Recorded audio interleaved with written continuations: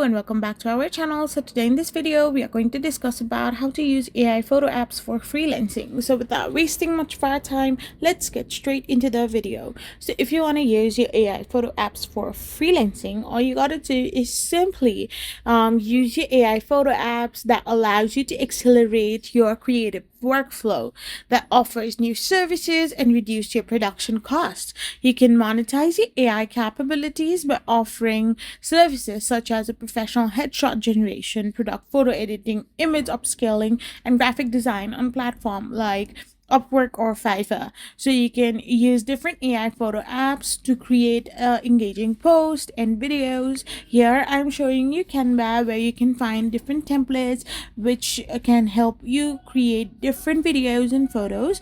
If you're gonna subscribe to the pro or the education version, you can get access to a lot of pictures and editing templates as well.